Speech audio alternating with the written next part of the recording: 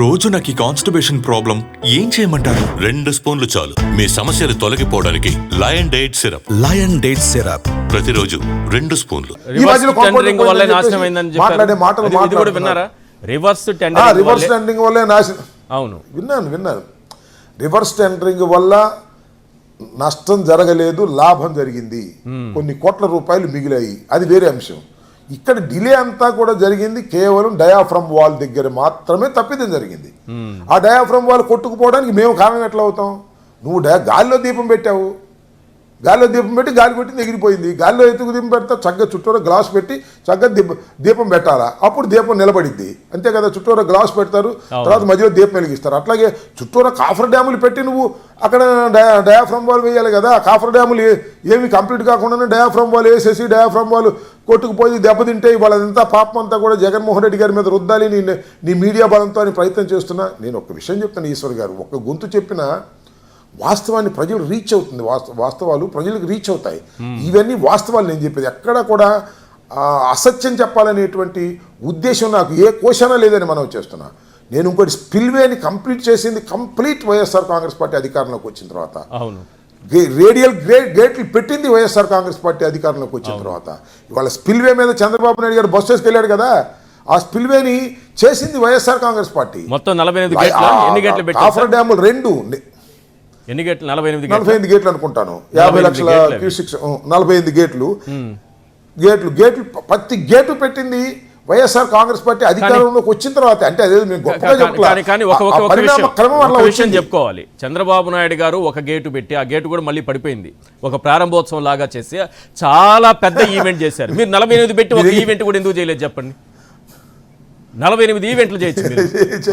ఇప్పుడు మీరు బహుశా మీ దగ్గర సాక్షిలో ఆ విజువల్స్ ఉండి ఉంటాయి, ఇప్పుడు సార్ ప్రదర్శించండి. ఎందుకంటే ఒక పెద్ద కాదు, ఆ పెద్ద రేకు తీసుకొచ్చి పెట్టారు. కరెక్ట్, రేకు తీసుకొచ్చి పెట్టారు కానీ ఆ స్పిల్వే కంప్లీట్ కాల. రేకు పెట్టేసి గేట్ ఓపెనింగ్ అయిపోయింది. ఇల్లు కట్టుకోకుండా గేట్ పెట్టేసి గేట్ అయిపోయింది అని గడప పెట్టేసి గృహప్రవేశం చేస్తామని చెప్పేసి పద్ధతుల్లో చేసినటువంటి సందర్భం. ఇక్కడ జనాన్ని తీసుకెళ్లి భజన చేయించినటువంటి సందర్భాలు. నేను ఏమంటానంటే చంద్రబాబు నాయుడు గారు సందేహం లేదు, ఇన్ని గేట్లు పెట్టారు కదా, మీరు ఎందుకు చెప్పుకోలేకపోయారు? దానికి ఈవెంట్లు ఎందుకు చేయలేకపోయారు? ప్రజలకు రీచ్ అవ్వాలి కదా, అక్కడ ఏం జరుగుతుందో తెలియాలి కదా సార్. ఇప్పుడు అవన్నీ నిలబడవు సార్. ఇప్పుడు మీరు గుర్తుపెట్టుకోండి, అన్ని ఈవెంట్లు చేసి చంద్రబాబు నాయుడు గారు గెలిచాడు. మళ్ళీ పోలవరం ఏమన్నా ఉపయోగపడింది ఆయనకి? కానీ ఇప్పుడు 2019లో ఏం చెప్పారు? 72% కంప్లీట్ చేశానన్నారు. ఇప్పటికే అదే చెప్తున్నారు, 72% నేనే కంప్లీట్ చేశాను. అంటే మీరేం చేయలేదా 5 ఏళ్ల పాటు? ఆయన ఏదో 3% 4% ఇచ్చాడు మాకు. ఆయన లెక్కలే కదా ఇచ్చేస్తాడు. ఈనాళ్ళు వేస్తారు, ఆంధ్రజ్యోతిలో వేస్తారు, లేకపోతే ఆ TV5లోను ABNలోను ఈనాడులోను జగన్మోహన్ రెడ్డి గారు 3.2% 3.24% వాళ్ళు ఇచ్చే లెక్కలే, వాళ్ళు చెప్పే లెక్కలే.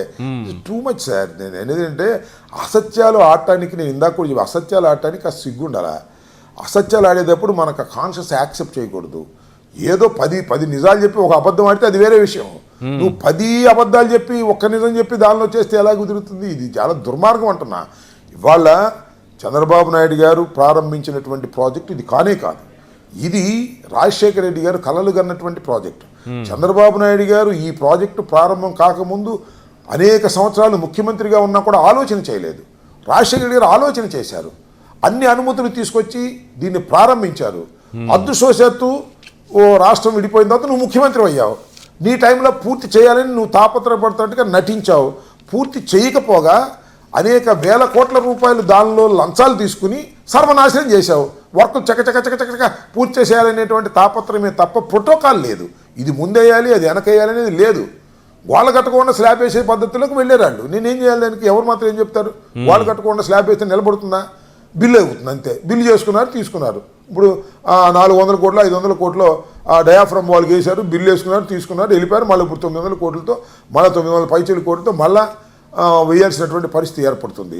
దీనికి కారణం జగన్మోహన్ రెడ్డి గారు ఒక ఆయన దొరికాడు, ఆయన నెత్తిని రుద్దేద్దాం అనేటువంటి తాపత్రయంతో ఈనాడు, ఆంధ్రజ్యోతి, TV5, ABN, ETV ఇవన్నీ కలిపి రుద్దేయాలనేటువంటి ప్రయత్నం చేస్తున్నారు. దుర్మార్గం ఉంటున్నా నేను. మీరు చేయండి, తప్పలేదు. ఇవాళ మీకు అవకాశం వచ్చింది, ఓపెన్ చేయండి. Will be happy. Rajasekhara Reddy గారు ప్రారంభించినటువంటి దీన్ని మీరు ఓపెన్ చేశారు అని అనుకుంటారు చరిత్రలో. అలా కాకుండా ఏ కాడికి జగన్మోహన్ రెడ్డి గారి మీద బురద జల్లుదాం, రాజశేఖర రెడ్డి గారి మీద కూడా బురద చల్లుదాం అనేటువంటి రాజశేఖర రెడ్డి గారు పనికి రాకుండా చేసి వెళ్ళిపోయాడని చెప్పి మొన్న ఒక ప్రెస్ మీట్లో మాట ఎంత అన్యాయం అండి, నాకు అర్థం కాలేదు. రాజశేఖర రెడ్డి గారు దీన్ని అసలు మళ్ళా పూర్తి కాదు అనే దశకు తీసుకొచ్చిన తర్వాత ఆయన చనిపోయాడని చెప్పాడు. ఎంత దుర్మార్గంగా దీని మీద కేవీపీ రామచంద్ర గారు కూడా లెటర్ రాశారు. నేనేది ఏంటంటే చంద్రబాబు నాయుడు గారికి అవగాహన రాహిత్యము అసమర్థత అని చెప్పేటటువంటి వయసు నాకు లేకపోవచ్చు కానీ, అంత అనుభవం లేకపోవచ్చు కానీ 100కి 100 పాళ్ళు చంద్రబాబు నాయుడు గారు అసమర్థత అవగాహన రాహిత్యం. ఒక్క మాట చెప్తా, చంద్రబాబు నాయుడు గారు ఒకానొక సందర్భంలో నేను ట్విట్టర్లో కూడా పెట్టా, ఏమన్నాయంటే అసలు కాఫర్ డ్యాములు లేకోకుండానే డయాఫ్రమ్ వాల్ వెయ్యాలని ఆలోచన చేశాము అన్నాడు. ఇంతకన్నా దుర్మార్గం ఏముంటుంది? కాఫర్ డ్యాములు లేకోకుండానే డయాఫ్రమ్ వాల్ వెయ్యాలని ఆలోచన చేశాము అని అన్నాడు. ఏంటంటే అసలు గోదావరి నదికి వరదలు విపరీతంగా వస్తాయి, వస్తే చాలా రోజులు ఉంటాయి. అలాంటిది ఎప్పుడైనా వరదలు రావనుకుంటే అది వేరే విషయం. ప్రతి సంవత్సరము గ్యారంటీగా 50 లక్షల క్యూసిక్లు వస్తుందనేటువంటి వచ్చినా కూడా ప్రమాదం లేదనే రీతిలో ఈ పోలవరం ప్రాజెక్టు నిర్మాణం జరిగి 48 గేట్లు పెట్టి డిశ్చార్జ్ ఆఫ్ 50 lakh క్యూసిక్స్ అది ఇప్పుడు జరగదు. 50 lakh cusecs that is not possible. అయినా కూడా ఆ స్టేజ్లో ఉండాలనేటువంటి ఉద్దేశంతో చేసినటువంటి నది అది. ఎప్పుడు ప్రవహిస్తూనే ఉంటుంది. మన వానాకాలంలో డ్రై అయిపోద్ది, ఎండాకాలంలో. అలాంటి చోట్ల నువ్వు కాఫర్ డ్యాములు లేకోకుండానే నేను డయాఫ్రమ్ వాల్ వేసి ఎర్త్కమ్ రాక్ ఫిల్లింగ్ చేయాలని అనుకున్నాను అనేటువంటి మాట చంద్రబాబు నాయుడు గారు మాట్లాడారంటే దాన్ని బట్టే సాహసం చేస్తున్నా నేను. చంద్రబాబు నాయుడు గారికి అవగాహన లేదు, చంద్రబాబు నాయుడు గారి అసమర్థత వల్ల జరిగింది ఇది. దీన్ని ఖచ్చితంగా ఈ మాట నేను చెప్పదలుచుకున్నాను, దాంట్లో ఏ విధమైన సందేహం లేదు.